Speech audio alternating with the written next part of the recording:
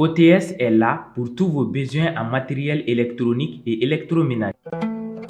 Sistra Technologies est une société de prestation de services et de commerce, évoluant dans le domaine des nouvelles technologies de l'information et de la communication, la fourniture de matériels biomédicaux, la bioinformatique. Pour tous vos besoins en librairie, papeterie, matériel informatique, appareils électroniques et divers, rendez-vous chez AKD Informatique. Ce JT vous est présenté par ESG, École supérieure de gestion.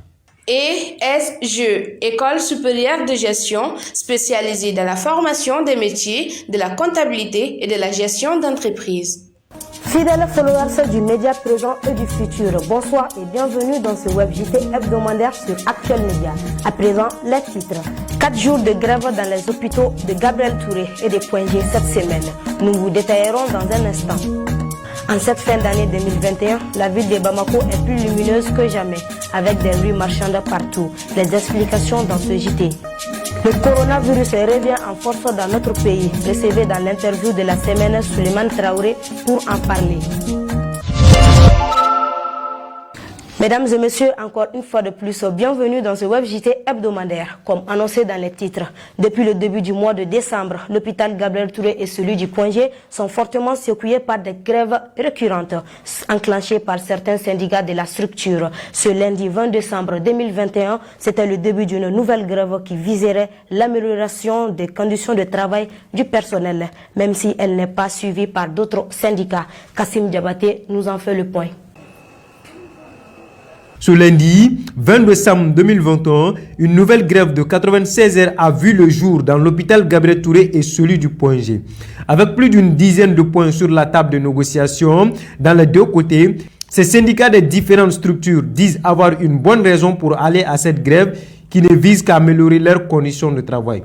En tout, nous avons 12 points qui ont été déposés sur la table pour qu'on puisse échanger dessus et voir ce qui peut être fait à court terme, à moyen terme et à long terme avec les autorités. Il y a aussi le salaire des bi-appartenants. C'est qu'il y a des médecins qui soignent mais qui enseignent. Donc pour ces deux rôles, ils ont des émoluments à l'hôpital mais un salaire au niveau de l'enseignement. Donc pour Cathy, pour l'hôpital dermatologique et pour l'hôpital de Gabriel Touré, on avait arrêté ces primes. On avait même coupé à Gabriel Touré les primes qu'on appelle primes spéciales de fonction. Donc la somme faisait un truc de 250 000 qu'on a coupé du salaire de certains médecins. Des divergences existant entre les différents syndicats de ces structures, certaines ont avoué ne pas se reconnaître dans cette grève et par conséquent, ils n'ont pas suivi le mot d'ordre pour plusieurs raisons. Il y a une partie du personnel qui sont en grève, mais c'est très minime. C'est très minime. Le préavis de grève est déposé, nous l'avons appris sur les réseaux sociaux. Nous avons vu le préavis de grève, les signataires, c'est des deux syndicaux qui ont signé le préavis de grève. Deux syndicats, notamment le syndicat des cadres médicaux et le SINATRAS. C'est eux qui ont signé le préavis de grève. Donc, nous avons vu quand même au Point G, les activités continuent, les gens viennent travailler. D'ailleurs, je remercie sincèrement les médecins qui ont refusé, je dis bien qui ont refusé d'abandonner les malades. Depuis il y a 2 semaines de cela, l'hôpital Gabriel Touré, le syndicat, qui est le syndicat national de la santé, action sociale, promotion de la famille, avait décrété un préavis de grève, avait décrété même des grèves 112 heures après 96 heures. Alors le bureau qui a décrété, c'est l'ancien bureau, qui est déjà un bureau dessus. Donc le 2 décembre de ce mois, il y a eu une assemblée générale qui a mis en place un nouveau bureau. Donc l'ancien bureau avait décrété la grève qui ne sera pas observée. normalement par le Gabriel Touré. Encore plus, nous n'avons pas vu encore une note au compte de l'administration pour demander au personnel d'aller en grève ou bien d'assurer les services minimums. Donc nous sommes là à observer l'administration, ce que l'administration a demandé de venir travailler ordinairement comme d'habitude. Nous sommes là dans ce cadre. Même avec tous ces mouvements de grève, les grévistes estiment avoir été méprisés par l'État. Malheureusement, depuis que nous avons déposé ce préavis, le ministère de la fonction publique n'a pas ouvert ces négociations. Donc cela dénote du mépris à l'égard du syndicat et à l'égard du personnel de Gabriel Touré. Grève ou pas, certains malades ou personnels ressentent l'effet de la grève. Mais urgence qu'on fait la baraque, urgence que Mogota. Donc il faut que obtenir totalement au terre. Fando wala, fando tala. Mais minimum service qu'on veut faire, urgence là. Effectivement, je dirais que cette grève vraiment a eu un tout petit peu d'impact parce que d'abord il faut reconnaître que ça concerne les homonymes des pays appartenants, qui sont nos professeurs, les chercheurs, qui a en fait les primes qui est au monument, qui est à Angers. Donc ce sont eux aussi qui font des consultations. Voilà, donc, et après, ils seront exécutés par les infirmiers et autres. Donc s'ils ne sont pas là pour les consultations, donc on va dire qu'il y aura d'impact en quelque sorte. Après plusieurs grèves sans être invités à la table de négociation, les grévistes attendent de passer à la vitesse supérieure pour avoir gain de cause si toutefois rien n'est fait. Car ils comptent passer à l'étape suivante des grèves sans passer par un dépôt de préavis de grève. Le médiateur de la CEDEAO au Mali, Goodluck Jonathan, a encore frôlé le sol malien ce mardi 21 décembre. Une visite de quelques heures avec le président de la transition, Assimi Goïta, pour clarifier les décisions prises par la CEDEAO en l'encontre du Mali. Plus de détails dans ce récit de Assetoufouné Samaki. Accueilli par le ministre des Affaires étrangères et de la coopération internationale Abdoulaye Diop, l'avion du médiateur de la CEDEAO au Mali, Goodluck Jonathan, a atterri à l'aéroport Modibo Keïta de Bamako ce mardi aux environs de 11h40 en compagnie du président de la commission de la CEDEAO, M. Jean-Claude Kassi Brou. Une visite hors du commun après plus d'une vingtaine depuis la chute du régime d'Ibrahim Boubacar Keïta. Cette fois, la visite ne dure que 4 heures à Koulouba, en absence des autres parties prenantes. Ordre du jour, notifier la récente décision des dernières recommandations de la conférence des chefs d'État de la Commission économique des États de l'Afrique de l'Ouest au président de la transition Assimi Goïta et faire le bilan de l'avancée de la situation au Mali. Cette décision de l'organisation sous-régionale demande la tenue des élections au 27 février 2022 tout en maintenant les sanctions ciblées à l'encontre de 149 personnalités politiques du Mali. Les hôtes du jour ont fait parvenir au président de la transition des doléances des chefs d'État de la CEDEAO qui espèrent recevoir d'ici la fin de l'année le calendrier pour l'organisation des élections qui est l'une des recommandations phares de la CEDEAO, même si celle-ci attendent la fin des assises nationales de la refondation pour élaborer le chronogramme des élections prévues avant janvier 2022. Néanmoins, la CEDEAO a fixé sa date 1er janvier, pas plus. A rappeler que la prochaine session de la CEDEAO est prévue pour fin janvier.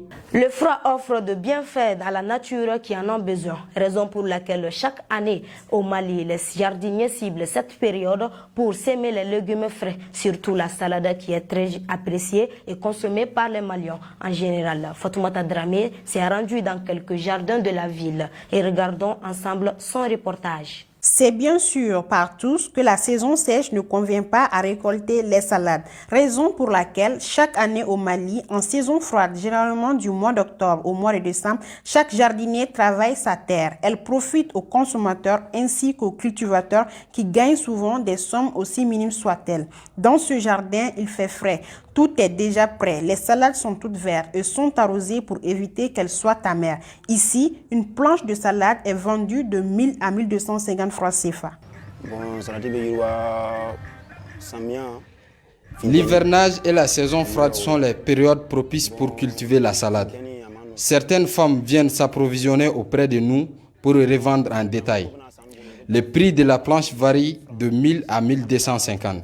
Pendant la saison sèche, avec un peu de courage, si on arrose les salades comme il le faut, c'est possible de gagner 50 000 ou 100 000 francs après la récolte.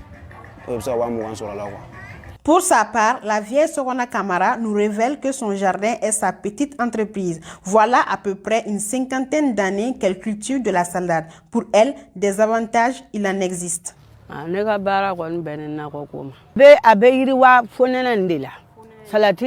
La saison froide est le bon moment pour nous de nous frotter bien les mains. Une planche est vendue entre 750 à 1000 francs CFA.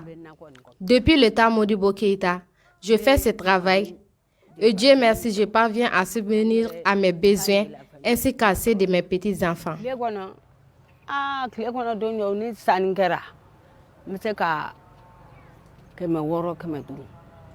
Pour la bonne qualité, cette cliente se hisse vers les jardiniers. Elle nous explique son choix. Je préfère m'approvisionner auprès des jardiniers pour la bonne qualité et quantité. C'est aussi sain contrairement à ce qu'on vend au marché. Bien que les revenus soient minimes, après 25 ans dans l'activité de jardinage, le vieux Alundao est loin d'abandonner ce travail.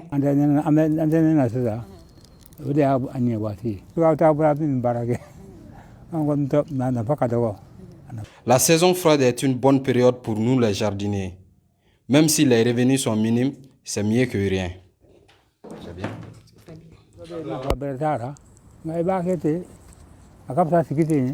Au-delà de sa vertu nutritionnelle, les jardiniers gagnent leur vie dignement. Comme le dit un adage, ce qu'un homme aura sémé, il le moissonnera aussi. À l'approche de fin d'année, plusieurs festivités et expositions aux foires sont en cours. Également des concerts pour la fin d'année. La ville de Bamako particulièrement change de visage. Plus de détails avec Aïssata Diakité. Bon, foire am sa ko ma wole wakati nu ngono sen kengene wi quoi. Bon mo sa bara bonu wa fenyman do wi. Ku bra fere quoi. Donc kama am profiter kana pour nga sa bonu ni mando nga so ko sera quoi. Comme chaque fin d'année, la capitale est marquée par l'embellissement de la ville depuis quelques jours. Il y a plusieurs concerts prévus à cette occasion. Des foires dans plusieurs rues. Nous sommes à la foire de l'ACI 2000. Je viens ici aux foires et nos places nous ont été données par la mairie. Et on les paye à 50 000 francs ou 100 000 francs. Son avantage est que même s'il y a peu de bénéfices sur les marchandises, quand même on trouve directement notre argent, car cela est dû à la situation du temps. Cette exposition est une chance pour bon nombre de jeunes, nous dit Issa. Bon, on a la foire de participer parce que j'ai l'habitude de participer à la foire et c'est avantageux pour moi. J'en tire toujours des relations interpersonnelles et attire de nouveaux clients. Cette année, il n'y a pas beaucoup de ventes. Il y a plus de visiteurs que d'acheteurs. Pour ce vendeur de jouets, le marché n'est pas comme les autres années. Maintenant, les parents même ont commencé à venir. Même s'il ne reste pas beaucoup de jours, on espère que d'ici le dernier, il y aura plus d'achats.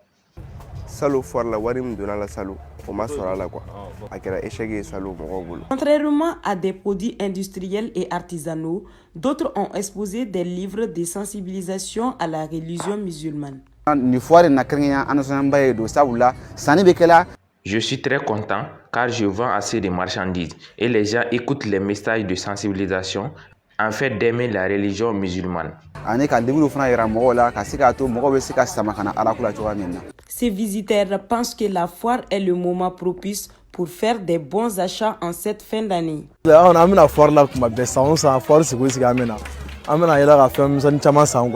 Je suis venu acheter du mouton à la foire. Chaque année, on la visite pour voir de nouvelles choses. C'est un endroit très propice. Les derniers jours de l'année sont ceux dans lesquels on voit toute la beauté de notre ville. C'est pendant ces moments où il y a beaucoup de commerce. Les festivités, y compris les concerts, les ornements de la capitale continuent jusqu'après le début janvier. Le coronavirus monte en puissance selon les derniers communiqués du ministère en charge de la Santé. Visiblement, une nouvelle vague de contamination. Quelles sont les raisons, les moyens déployés par les autorités? Les explications avec Suleiman Traoré, un chef de département au Centre national d'information, éducation et communication pour la santé. Il est au micro de Mamadou Bilali Koulibaly. Je pense que la Covid est une maladie qui a en tout cas un virus qui a été enregistré pour la première fois en mars 2020 au Mali. Donc il y a eu beaucoup d'efforts par rapport à la sensibilisation. Mais actuellement, à nos jours, je pense que nous avons constaté un certain relâchement. Les gens ne portent pas les masques, les gens ne se lèvent pas les mains, les gens n'observent pas la distanciation. Donc c'est ce qui fait que les cas sont en train de s'amplifier. Un certain nombre de localités, dont en tout cas le plus grand nombre de cas se trouvent à Bamako. Bon, ce qu'on peut faire, c'est toujours continuer la sensibilisation, c'est toujours intensifier la sensibilisation, mais la sensibilisation doit être soutenue par en tout cas la distribution de masques. Parce que déjà, on a eu en tout cas beaucoup de séances de sensibilisation, mais les fois passées, on a fait une distribution massive, en tout cas de masques à la population. Parce qu'on a sillonné toutes les rues de Bamako pour distribuer les masques, pour sensibiliser, aussi pour en tout cas distribuer aussi les supports de visibilité tels que les affiches, les dépliants. On a distribué à la population. Le nombre avait baissé, mais la sensibilisation continue, mais ce n'est pas suivi de distribution de masques. Voilà, donc c'est ce qui est en tout cas les petits problèmes que nous rencontrons. Bon, c'est vrai qu'il y a certaines, parce qu'on a fait une enquête, on a fait 2 enquêtes et puis un sondage, on a constaté qu'il y a certaines personnes qui ne croient même pas à la maladie. Ça c'est dû au fait qu'il y a eu la persistance des rumeurs. Donc pour cela, on a mis en place un dispositif de gestion de ces rumeurs-là. Parce que déjà, on a un guide de gestion des rumeurs, on a aussi une cellule de traitement, d'analyse et de traitement, en tout cas de collecte d'abord, d'analyse et de traitement, pour que la population puisse avoir de saines informations par rapport en tout cas à ces rumeurs-là. Parce qu'il y a beaucoup de rumeurs qui sont en train de circuler, qui ne sont pas en tout cas bien fondées. C'est le port des masques, c'est se laver les mains régulièrement, c'est observer la distanciation. La distanciation, c'est au moins 1 mètre entre les gens. Donc, quand vous voulez aussi tousser, si vous n'avez pas le masque, vous devez tousser entre les plis du coude, tousser dans les plis du coude. Mais si on a le masque, ça diminue le risque de propagation de la maladie. Donc, en tant que SINEX, nous, notre rôle, c'est prévenir, c'est sensibiliser les gens pour que les gens puissent respecter au moins ces mesures, en tout cas barrières, et aussi les inciter à participer aux séances de vaccination. À présent, l'actualité nationale et internationale en bref et en images avec Mamadou Bilali Koulibaly.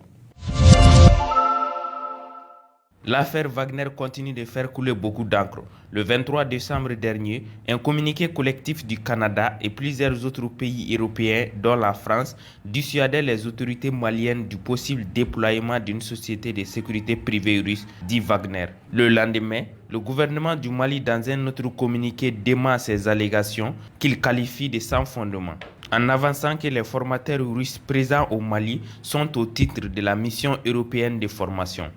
Et il a aussi rappelé qu'il ne traiterait qu'avec l'État russe. Pour la première fois depuis qu'il est président de la transition, le colonel Assimi Goïta a convoqué ce vendredi 24 décembre 2021 la session ordinaire du Conseil supérieur de la défense nationale, avec comme principal objectif faire le point sur la situation sécuritaire dans le cadre de l'axe 1 du plan d'action gouvernemental. C'était en présence notamment du Premier ministre et du ministre de la Défense. Les autorités maliennes ont dévoilé que leur préoccupation était la montée en puissance des forces armées maliennes. En sport, énorme soulagement pour le continent africain. Après plusieurs jours de suspense, le président de la CAF, Patrice Motsepe, a annoncé ce mardi 21 décembre 2021 que la Coupe d'Afrique des Nations CAN aura bel et bien lieu au Cameroun le 9 janvier prochain. Cette bonne nouvelle est tombée après sa rencontre avec le président du Cameroun, Paul Biya. Plusieurs milliards de personnes ont célébré le Noël ce samedi 25 décembre 2021 à travers le monde. Des festivités très sombres cette année à cause des contaminations liées au nouveau variant du Covid-19 Omicron. Devant 10 000 personnes, le pape invite les fidèles à redécouvrir les petites choses de la vie. C'est la fin de ce web JT hebdomadaire. Mesdames et messieurs, merci à vous de l'avoir suivi et très bonne suite de programmes sur Actuel Média.